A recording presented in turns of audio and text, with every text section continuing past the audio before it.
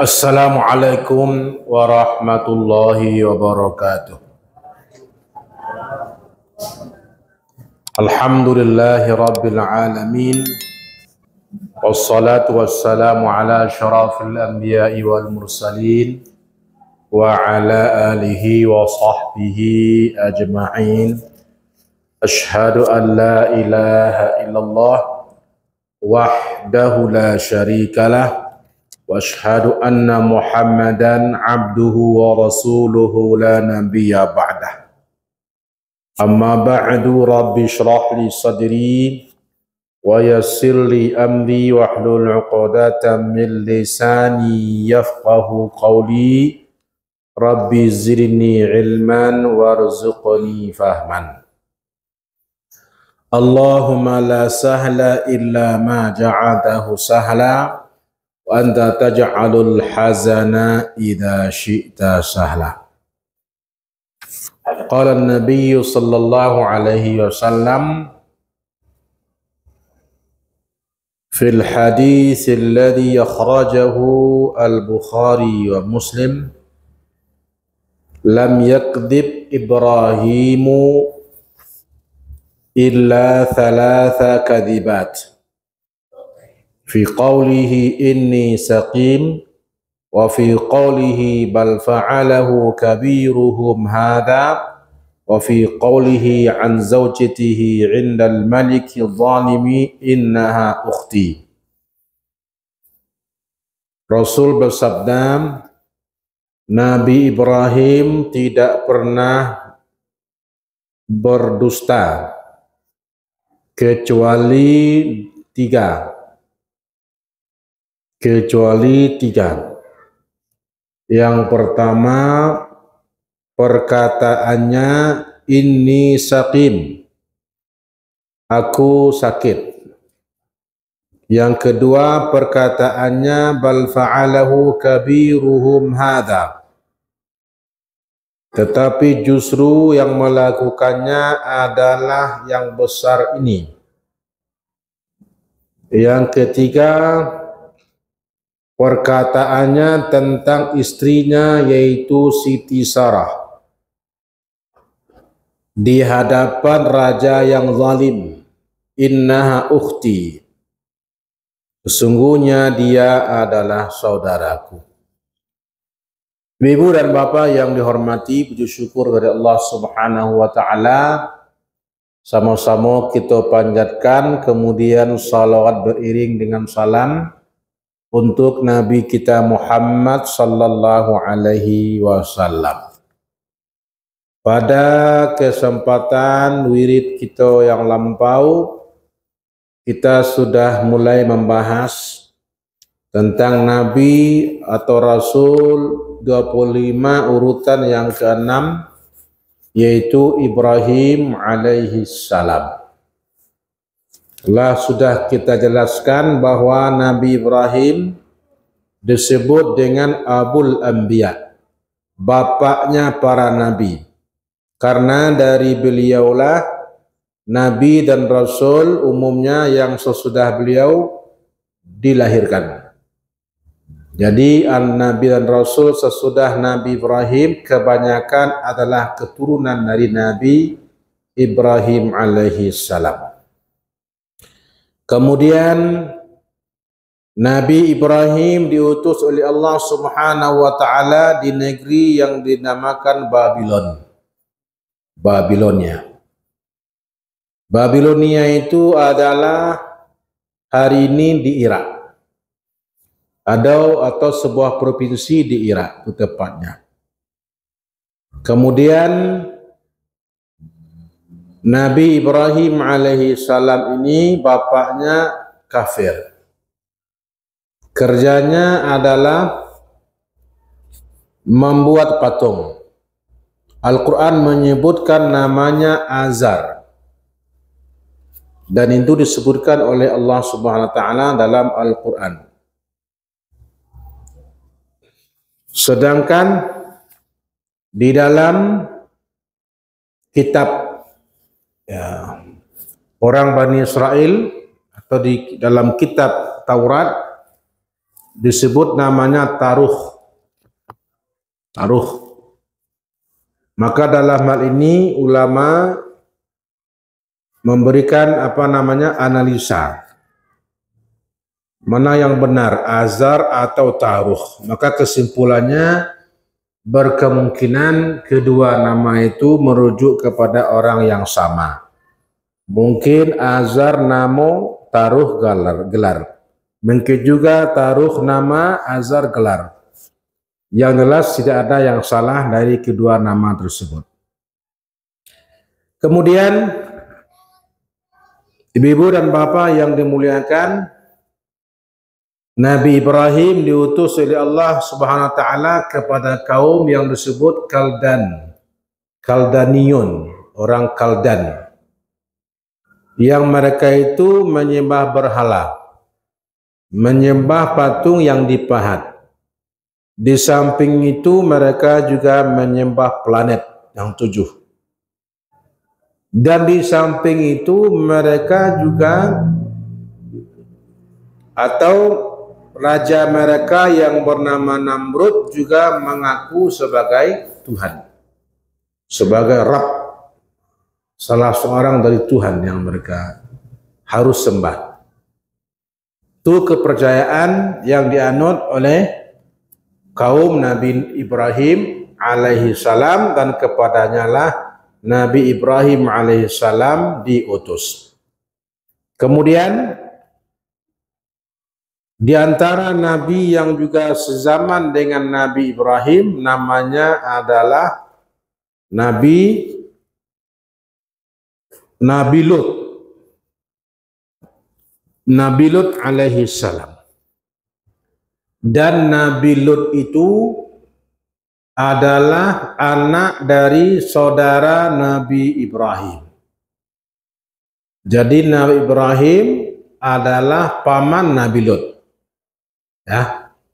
Nabi Ibrahim paman Nabi Lut. Ya. Santai, Bu.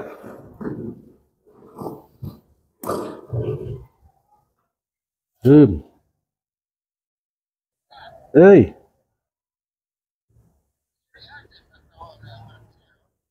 Oh, surat terima oh, nama surat lah. Kata. Kau sana. Cek iya jangan salah mungkin. Salah terkirim mungkin. Deh, ada engkau.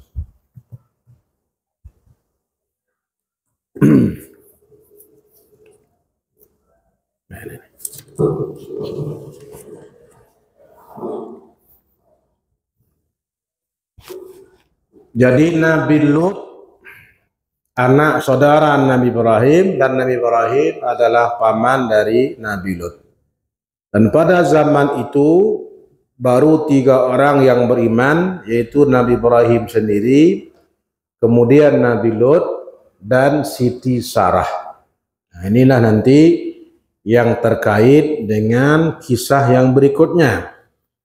Ibu dan bapak yang dimuliakan, tadi sudah disebutkan oleh hadis Nabi Sallallahu Alaihi Wasallam bahwa Nabi Ibrahim tidak pernah berbohong kecuali 3. Yang pertama, ucapan beliau, aku sakit. Nah, ini terjadi ketika Nabi Ibrahim berencana untuk menghancurkan berhala kaumnya itu. Maka direncanakanlah oleh Nabi Ibrahim ketika ada acara perayaan agama mereka, di mana mereka membuat makanan dihidangkan di hadapan berhala-berhala yang banyak di tempat penyembahan berhala. Lalu mereka keluar pergi ke tempat jauh untuk melakukan upacara. Sedang mereka upacara itu, sedang berhala mereka itu ditinggalkan, maka Nabi Ibrahim berencana menghancurkan berhala. Maka dalam rangka supaya dia tidak ikut, maka ketika diajak ikut, Nabi Ibrahim beralasan ini sakim. Bahasa kitanya, ambo nak bisa pai, de ambo sedang sakit.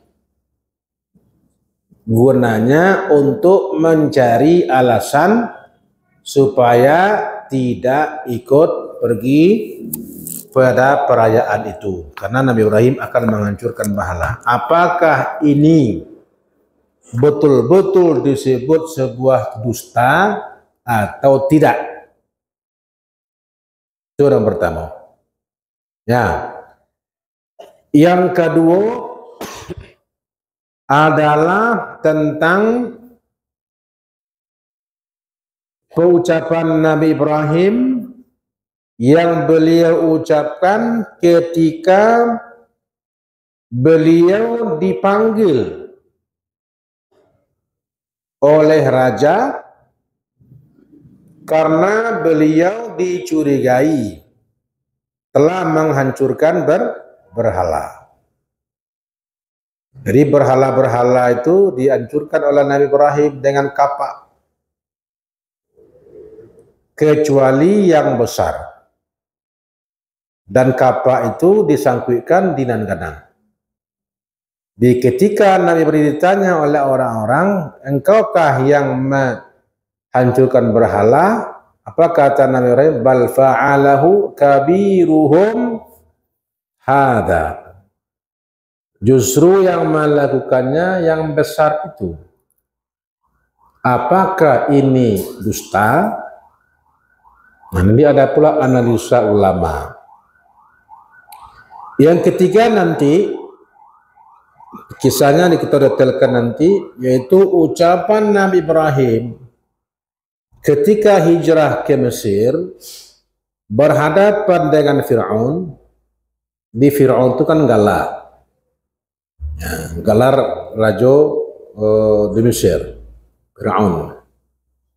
Jadi ketika berhadapan dengan raja zalim, di dalam hadis raja yang zalim. Jadi raja yang zalim itu adalah kesukaannya kalau anak suku jo produksi langsung diambil nah.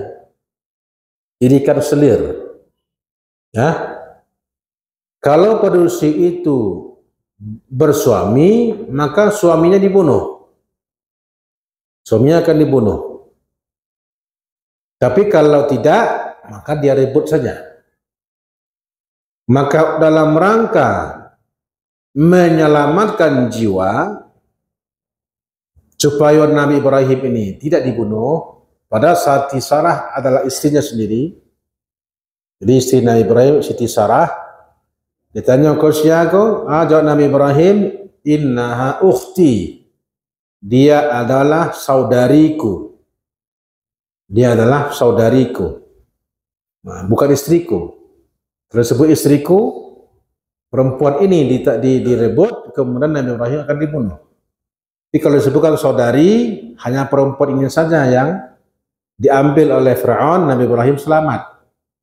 Nah, apakah menyebutkan biniku ini saudariku, apakah ini sebuah kedustaan? Nah, inilah yang nanti dibahas oleh ulama. Ibu dan bapak yang hormati, para nabi dan rasul punya sifat maksum. Atau maksum yaitu terhindar dari dosa. Maka yang dilakukan Nabi Ibrahim ini bertentangan dengan kemaksuman seorang nabi dan rasul. Nah, terhindar. Kenapa Nabi Ibrahim berbohong? Ibu dan bapak yang dihormati, bohong yang tiga ini yang dinisbahkan kepada Nabi Ibrahim alaihissalam, ya, dinisbahkan kepada Nabi Ibrahim alaihissalam, bahkan di dalam hadis tentang syafaat, bahwa manusia di hari kiamat di padang mahsyar, ketika mereka merasa lama penungguan untuk hari keputusan, Mereka seso. Jadi nanti kita akan merasa seso, bosan, lama menunggu. Minta dipercepat hari keputusan. Maka manusia pertama akan datang kepada Nabi Adam alaihi salam. Diminta syafaat kepada Nabi Adam. Tapi Nabi Adam alaihi salam mengatakan, saya tidak mampu beri syafaat. Alasan Nabi Adam? Sebab Nabi Adam dulu pernah pula melanggar larangan Allah, yaitu mendekati pohon larangan. Wala taqraba hadhihi syajarah, jangan dekati pohon ini. Justru Nabi Ibrahim dekati juga. Sehingga Nabi Ibrahim dihukum Allah diusir dari surga. Nabi Adam alaihissalam. Bukan Nabi Ibrahim, Nabi Adam alaihissalam. Ya. Kemudian datanglah, kalau kata Nabi Adam, pergilah engkau kepada Nabi Nuh. Datang kepada Nabi Nuh. Nabi Nuh pun punya alasan, tak mampu. Kata Nabi Nuh, datanglah kepada Nabi Ibrahim. Apa jawaban dari Nabi Ibrahim? Ini qad kuntu kadzabtu thalatha kadiban. Kata Nabi Ibrahim, aku pernah berbohong dengan 3 kebohongan. Nah, itu dengan 3 kebohongan, kata Nabi Ibrahim. Nah, fahal yajuzu ayun saba li Ibrahim al-kadhibu aula. Apakah boleh dinisbahkan kepada Nabi Ibrahim suatu kebohongan atau tidak? Artinya boleh tidak dikatakan yang dilakukan atau yang dikatakan Nabi Ibrahim itu suatu kebohongan yang dimaksud dilarang oleh agama ataukah tidak? Ibu dan bapak yang dimuliakan, Nabi SAW adalah orang yang paling ta'zim, paling hormat terhadap Nabi Ibrahim alaihi salam. Ya. Nabi Ibrahim. Hadis dari siapa? Hadis yang kita baca tadi dari Nabi. Mungkinkah Nabi Muhammad menuduh Nabi Ibrahim yang beliau muliakan itu melakukan kebohongan yang dilarang oleh agama? Maka jawabannya tidak mungkin. Karena Nabi Muhammad sangat memuliakan Nabi Ibrahim. Di antara tandanya adalah ucapan Nabi, nahnu awla bisyakki min Ibrahim. Kita lebih utama ragu, lebih utama untuk ragu dibandingkan dengan Nabi Ibrahim. Ini berhubungan dengan firman Allah dalam surah Al-Baqarah ayat 260. Al-Baqarah 260. Itu ucapan Nabi ini berhubungan dengan Al-Baqarah 260. Nah, ini. Coba lihat. Al-Baqarah 260. Ya.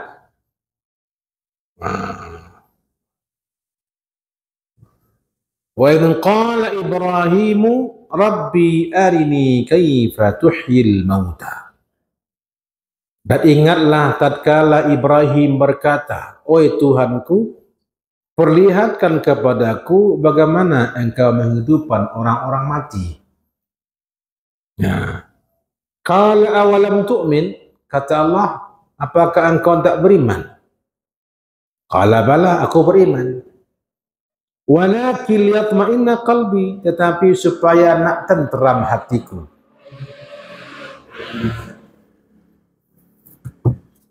Ucapan Nabi Ibrahim alaihi salam meminta kepada Allah Subhanahu wa taala atau bertanya kepada Allah, bagaimana engkau menghidupkan orang mati? Apakah ini keraguan terhadap Allah yang maha kuasa menghidupkan orang mati? Tentu jawabannya tidak. Nabi Ibrahim sangat yakin Allah maha mampu menghidupkan orang mati. Tapi jawaban Nabi Ibrahim apa? Supaya nak tenang hati. Artinya supaya nak mantap. Supaya lebih kuat iman ini. Nah ini. Jadi lazim juga bagi manusia bahwa akan bertambah keyakinannya kalau Allah mencaliak langsung. Nah, makanya nanti Ibu dan Bapak yang hormati, di akhirat nanti akan terjadi apa namanya ainul yakin.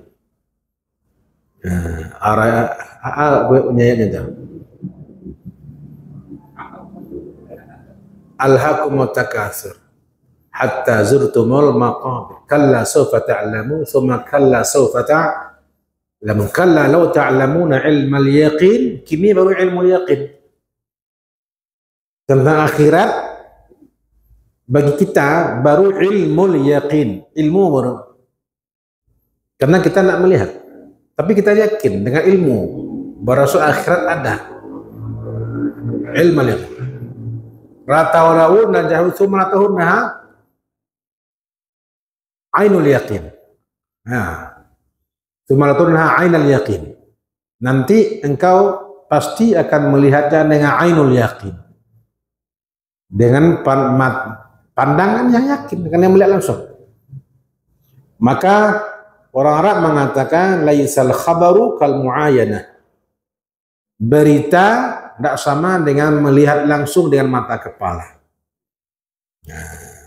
Lebih yakin kalau melihat dengan langsung dengan mata kepala. Makanya iman para sahabat itu berbeda dengan kita. Lebih mantap iman sahabat karena di zaman sahabat para sahabat langsung melihat Nabi, langsung menyaksikan Al-Quran turun, langsung melihat mukjizat Nabi Sallallahu Alaihi Wasallam. Maka keyakinan mereka lebih tabah pada awak yang hanya dapat berita saja. Nah, yang dilakukan Nabi Ibrahim adalah itu. Nah, apa kata Allah? Fakhud arba'atan.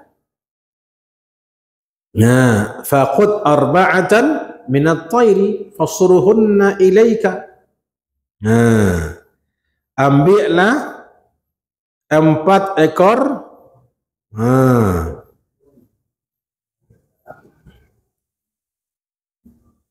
Ambillah 4 ekor burung, fasurna ilaika, ay qatti'hunna, fasurhunna ilaika ay qatti'hunna, potong-potonglah, potong-potong cahaya itu qatta'a, jadi dicacang-cancang. Nah, itu yang dikatakan fasurhunna ilaika. Ambillah 4 ekor burung lalu cancang-cancang burung tadi. Tsumma ja'ala ala kulli jabalin minhunna juz'an. Kemudian letakkanlah di setiap gunung 1 bagian darinya. Nah, diambillah, letakkanlah di ampek penjuru, ampek gunung. Kemudian thumma du'uhunna ya'tinaka sa'ya. Panggillah mereka, maka niscaya mereka akan datang bersegera kepada engkau. Wa'lam annallaha azizul hakim, dan ketahuilah bahwasanya Allah adalah maha perkasa lagi maha bijaksana. Nah, ini dalam hal ini Rasulullah bersabda, nahnu ahaqqu bi Musa nahnu ahaqqu bisyakki min Ibrahim. Kita lebih berhak untuk ragu daripada Nabi Ibrahim. Idh qala rabbi arini kaifa tuhyil mauta. Tatkala Ibrahim berkata, Bagaimana engkau menghidupkan orang mati? Qala awalam tu'min? Nah, walakin liyatma'inna qalbi. Falaisal muradu hahuna bisyakki ma qad yafhamuhu man la ilma innahu bila khilaf. Ya, tidaklah yang dimaksud dengan ragu di sini apa yang dipahami oleh kita. Bukan ragu yang dimaksud oleh kita. Ya. Ragu yang dimaksud oleh kita itu ragu orang yang tidak berilmu. Ya, la ilma indahu. Jadi kalau ragu yang manusia modiawak itu ragu orang tidak berilmu. Kenapa ragu? Ya nak tahu itu tidak berilmu itu ragu ya. Dia tidak tahu maka dia akan ragu. Tetapi Nabi Ibrahim bukan ragu karena tidak berilmu. Nah, bukan ragu yang tidak berilmu, tetapi beliau adalah ingin memantapkan keinginan beliau tentang Allah yang Maha Kuasa untuk menghidupkan orang mati. Nah ini. Jadi begitu hebatnya Allah Subhanahu wa taala nanti mengembalikan tubuh kita yang sudah hancur, bercerai-berai, dipertemukan kembali. Tidak kurang satu apapun. Nah, jadi badan awak nalacai, mungkin adonan bercerai-berai, mode yang di Gunung Merapi Patang itu nan hilang kapalo itu seperti ini kapalo nak sudah. Kapalo nak sudah. Tak kemana pergi kapalo tu. Tentu dikuburkan badan saja, kapalo nak ada apa kubur. Nah, seandainya sampai hari kiamat ini kepala yang dikuburkan, dia akan kembali dulu ke badannya. Bahkan anggota tubuh manusia yang sangat halus dan menjadi identitas diri kita, yang apabila kita melakukan kejahatan maka polisi akan mencari awak melalui petunjuk itu. Kira-kira sidik jari. Di sidik jari ini, ibu-ibu dan bapak hormati, tidak ada yang sama seorang pun di dunia. Bagaimana Allah membuatnya itu? Sebanyakku orang di dunia semenjak Nabi Adam sampai orang yang hidup di kiamat, tidak ada siapa sidik jari ini. Dan nanti akan kembali sidik jari seperti semula. Tidak ada berubah. Ini yang Allah katakan di dalam surah Al-Qiyamah. Bala qadirina ala an nusawwiya banana. An nusawwiya banana. Ya. Justru Allah mampu untuk menyusun kembali ujung-ujung jari. Ujung-ujung jari itu banan. Sehingga orang Inggris menjadikannya bahasa Inggris. Banana. Kenapa banana? Hati banana. Pisang. Kenapa disebut pisang? Banana. Karena mirip bentuknya dengan jari-jari. Jadi jari-jari, ujung-ujung jari itu banan bahasa Arabnya. Nah, di orang Inggris dijadikannya nama pisang. Banan. Jadi dalam Quran ada banan tuh. Tapi bukan berarti pisang, ujung-ujung jari. Nah ini. Jadi ibu dan bapak mati, ini ucapan apa namanya? Ucapan Nabi SAW yang menunjukkan bahwasanya Nabi Muhammad sangat memuliakan Nabi Ibrahim. Oleh karena itu tidak mungkin Nabi Muhammad mengatakan bahwasanya Nabi Ibrahim itu bohong sebagaimana bohongnya kita. Jadi bagaimana jawaban tentang tiga bohong yang di sini? Yang pertama adalah anna hadhil kadzibat as-salas, bahwa kebohongan yang tiga ini kemungkinan ini innama kanat qablan nubuwah, terjadinya sebelum kenabian, sebelum Nabi Ibrahim menjadi nabi. Wa nahyu lahum an ibadatil asnam, dan sebelum Nabi Ibrahim melarang mereka untuk menyembah berhala. Wa qalu inni saqim innama kana min babil fitrah, dan perkataannya aku sakit itu adalah didorong oleh fitrah manusia yang tidak senang dengan terjadinya kemaksiatan. Ini sakim. Jadi ini sakim mika Nabi Ibrahim menghancurkan berhala terjadinya sebelum diangkat jadi nabi. Apa buktinya? Kata mereka, sami'na fatan yadhkuruhum yuqalu lahu Ibrahim. Kami mendengar ada seorang pemuda yang mereka sebut mereka itu, yang dia sebut fatan yadhkuruhum. Kami mendengar ada seorang pemuda yang suka mencela berhala-berhala kita ini. Itu saja. Ada pemuda di kampung aku suku mana mencela patung-patung aku. Yuqalu lahu Ibrahim, namanya Ibrahim. Nah, ini kan berarti sebelum Nabi Ibrahim diangkat menjadi nabi, dia masih muda. Ini pendapat pertama. Jadi Nabi Ibrahim menghancurkan berhala bukan sebelum jadi nabi. Ini pendapat pertama, kemungkinan. Kemudian kemungkinan kedua, jawaban yang kedua, innama qala hadza min babit tawriyah. Nabi Ibrahim alaihissalam mengucapkan tiga kebohongan ini adalah dalam bentuk tauriyah. Tauriyah. Tauriyah itu apa sawana?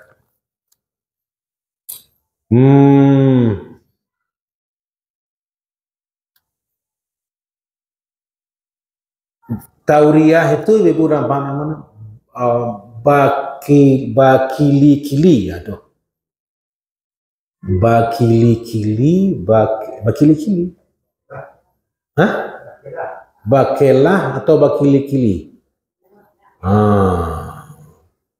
Jadi bahasanya itu mengandung banyak makna. Ya. Kalimat yang mengandung banyak makna. Serupa Nabi Muhammad pernah bersobok jo orang. Nah sini tidak salah waktu Nabi hijrah. Kan Nabi pergi jo Abu Bakar dan dengan Abdullah bin Uraiqid sebagai juru tujuh jalan. Di bertemu jo orang, sebab itu zaman di waktu itu kan Nabi merahasiakan identitas diri beliau. Ya, merahasiakan identitas diri beliau. Maka ketika min aina, Anda dari mana? Kata Nabi, minal ma. Minal ma, bahasa kitanya dari air. Dari air. Dari mana Pak? Dari air. Dari air. Yang dipahami di orang Nabatanyo dari air al-ma itu nama negeri di Irak. Dari mana Pak? Dari negeri al-ma di Irak. Itu dipahami di orang Nabatanyo. Tapi yang dimaksud oleh Nabi, kami dari air diciptakan. Kami diciptakan dari air. Ya. Nabi bermaksud untuk menyembunyikan identitas beliau karena orang mencari Nabi untuk dibunuh. Kalau dikatakan di Makkah, aku kemungkinan Muhammad yang dicari orang lah. Nah, maka Nabi menyembunyikan identitas dirinya, termasuk dari mananya dengan menyebut minal ma. Dari ma? Dari air. Air yang dimaksud adalah diciptakan dari air. Lalu ketika beristirahat di jalan, masalah waktu lampir tiba di Madinah, di Yasrib, Nabi duduk-duduk bersama Abu Bakar, dan dari segi pakaian itu Abu Bakar pakaiannya lebih bagus daripada Nabi, sehingga orang menyangka lebih bagus pada Nabi, dan orang lebih mengenal Abu Bakar daripada Nabi, karena Abu Bakar ini pedagang, orang lebih kenal Abu Bakar, dan orang tak kenal dengan Nabi Muhammad. Maka ketika ditanya oleh Abu Bakar, siapa? Al-Hadi. Bertanya orang kepada Abu Bakar, ikut siapa? Maksudnya Nabi Muhammad maksudnya. Ikut siapa? Kata Abu Bakar, Al-Hadi. Al-Hadi apa artinya? Yang memberi petunjuk. Yang dipahami di orang menengah, Al-Hadi itu orang tukang tunjuk jalan. Yang dimaksud oleh Abu Bakar Al-Hadi, orang menunjukkan kepada jalan yang lurus, yaitu akhirat. Islam. Nah, kan dua makna itu. Nah, itu yang disebut dengan tauriyah, dan itu tidak termasuk kebohongan. Ya, tidak termasuk kebohongan. Jadi pandai-pandai untuk berhasil mengecek di dalam keadaan genting itu. Dalam keadaan genting itu. Maka dipakai kalimat tauriyah seperti itu. Ketika orang mengajar seseorang, ketika ada orang mengajar seseorang, mengejar, untuk dibunuh, lalu orang yang dikejar mandok ke rumah, maka berkewajiban untuk melindungi. Kemudian bertanyalah orang nang kamu napa? Lain nampak sianu pak, ada orang mandok kamari pak. Apa jawaban yang punya rumah? Kalau dia berterus terang, maka orang ini akan dibunuh. Nah, kalau lurui, alai pak, itu mandok bilik pak, itu mati jangan. Nah, kalau lurui tabuang orang kau, lai pak, mandok pak. Jadilah pak. Nah, tapi kalau orang ingin menyelamatkan orang ini yang dikejar ini, maka dia bisa bertauriyah. Suatu kebohongan yang tidak bohong. Maka hendaklah dia berpindah sedikit. Pindah tagak. Lah semenjak ambo disiko pak. Semenjak ambo takak disiko pak, nah do nampak ada orang. Yang disangko dia orang yang mencari orang bahwa sama sekali orang ini tidak melihat orang yang maksud. Padahal sebenarnya yang dimaksud oleh orang ini adalah memang betul. Semenjak ambo takak disiko, sejak takut nampak ada mau. Atau masa takak disiko dan nampak. Memang ada nampak semenjak takak lah pindah tu. Itu caranya untuk berkelah atau berkili-kili itu. Itu tauriyah di dalam bahasa Arab. Yang dilakukan oleh Nabi Ibrahim itu. Contohnya Nabi Ibrahim mengatakan, innaha ukhti, sesungguhnya ini saudariku, itu Siti Sarah. Yang dimaksud oleh Nabi Ibrahim, saudari seiman. Saudari seiman. Dan memang benar waktu itu perempuan satu-satunya yang beriman hanya Nabi Siti Sarah. Belum ada yang lain. Dan laki-laki yang beriman hanya dua, Nabi Lut dan Nabi Ibrahim. 3 orang saja di dunia yang beriman.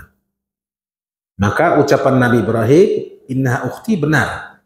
Tidak salah. Nah, bukan saudari kandung, bukan yang dipahami oleh Fir'aun, saudari kandung. Nah, begitu. Ya. Kemudian bal fa'alahu kabiruhum. Ada Yosua melakukannya yang besar ini. Itu bukan berarti Nabi Ibrahim mengatakan yang gadang konan mengapa, dan itu tidak mungkin. Dan itu dipahami oleh orang-orang kafir itu tidak mungkin. Tapi maksudnya adalah untuk mengejek dan untuk berpikir. Ya, itu ternyata kau. Tuh buktinya kapak di tangannya, kapak di bawuna. Nó cemburu mah. cemburu, Mak. Nah, dan itu tidak mungkin. Ya, dan itu tidak mungkin. Dalam pikiran orang-orang kafir pun juga sesuatu yang tidak mungkin. Maka itu ucapan Nabi Ibrahim adalah rangka mengejek mereka. Kemudian ini sakim, aku sakit. Apa maksudnya aku sakit? Sakit hati. Nah, bukan berarti sakit badan. Sakit hati mencari orang menyembah berhala. Dan ini sejalan dengan hadis yang mengatakan innal mayyita la yu'adzabu bi bukai ahlihi. Sesungguhnya orang mati, mayat, sungguh diazab karena tangisan keluarganya. Sungguh diazab karena tangisan keluarganya. Apa maksudnya? Apakah menangis keluarganya lalu diazab kubur orang mati ini karena dia kalau menangis? Ini yang dipahami oleh sebagian orang salah. Jangan menangis jo, jangan menangis jo. Ya jo demikian. Aduh hadisnya tu mah. Sehingga orang takut menangis. Orang nak menangis tu. Ayah. Padahal Nabi sendiri menangis. Ketika putri beliau meninggal, menangis. Ketika Ibrahim, anak beliau, meninggal, menangis. Bukan ketawa-ketawa Nabi, menangis. Berarti menangis boleh. Tapi kenapa ini diazab? Yang dimasuk diazab di sini al-azab an-nafsi, yaitu siksaan jiwa. Jadi yang dimaksud dengan diazab di kuburnya, diazab mayat karena tangisan keluarganya, ya ta'adzabu li ajli, merasa tersiksa batinnya karena keluarganya menangis. Jadi kalau keluarga menangis, si mayat kok tersiksa batinnya. Tersiksa batinnya.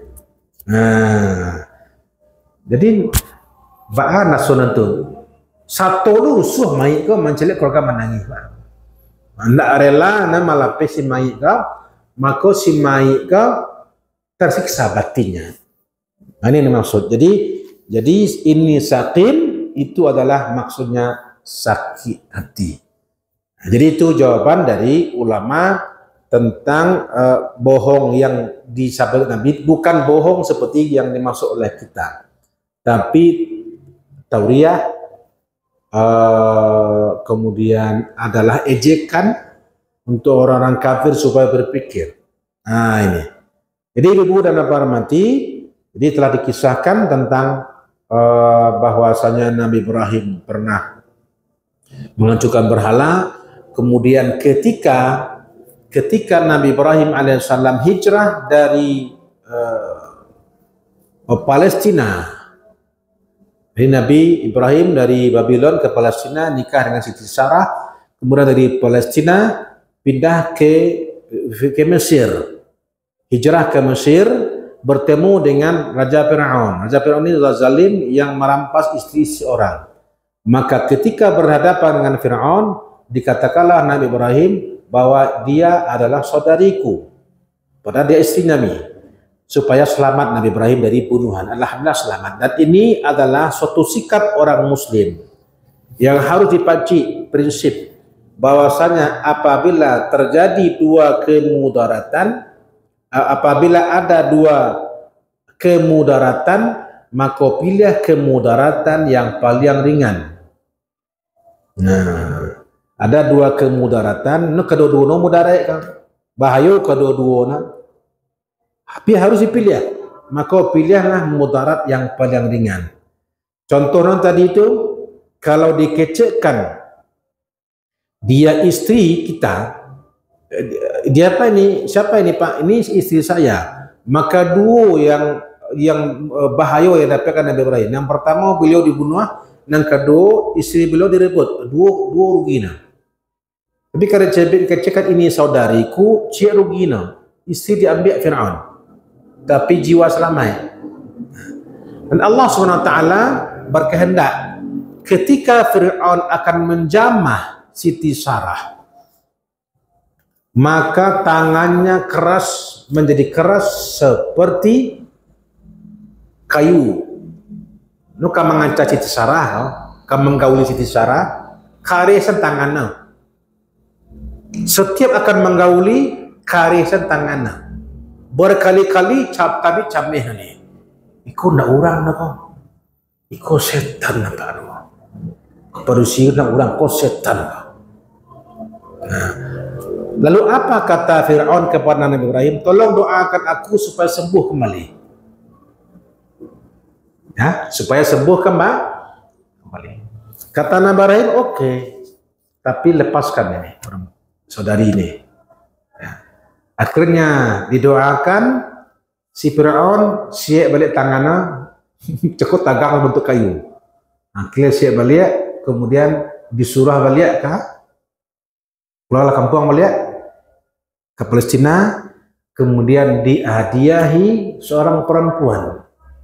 Kata Fir'aun kepada anak buahnya, agi anak seorang pedusi, namanya Siti Hajar. Namanya Siti Hajar. Jadi Siti Hajar itu budak perempuan yang dihadiahkan oleh Fir'aun kepada Nabi Ibrahim alaihissalam.